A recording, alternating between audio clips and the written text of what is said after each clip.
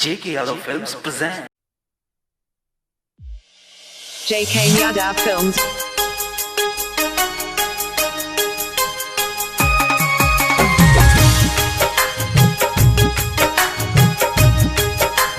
Music by Ambe Recording Studio, Delhi.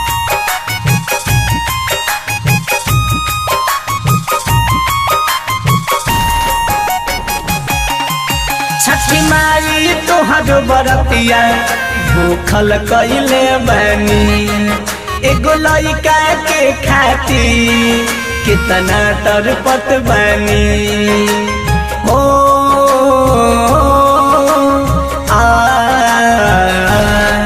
छठी माई तोहर बरतिया भूखल कइले बानी एगो लइका के खातिर कितना तड़पत बानी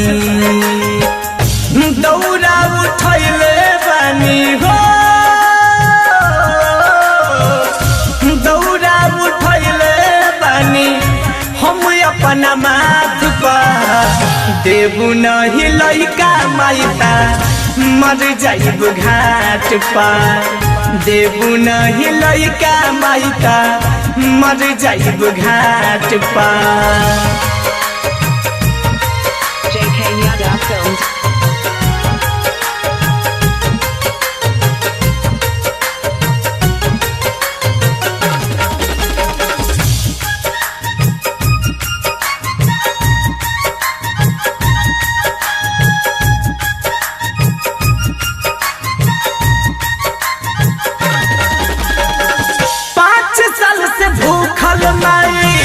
बरत तोहर कईनी जोरा नारियल लेके और घर लगईनी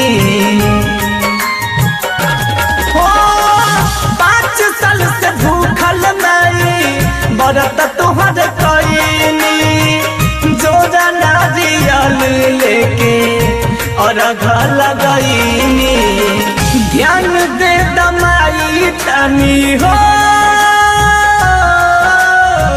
ध्यान दे दमाई तानी बाझिन के बात पा देबू नहीं लइका माइता मर जाइब घाट पा देबू नहीं लइका माइता मर जाइब घाट पा JK Yadav Films.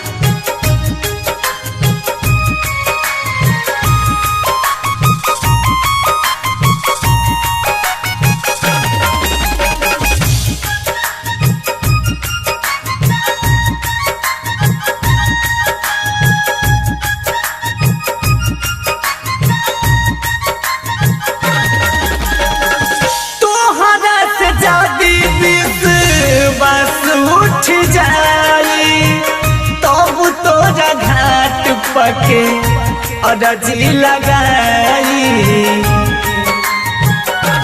हो तोहरा से जादी बस उठ जाई तब तोरा घाट पके अरजी लगाई राइटर मनोज मुकेश के हो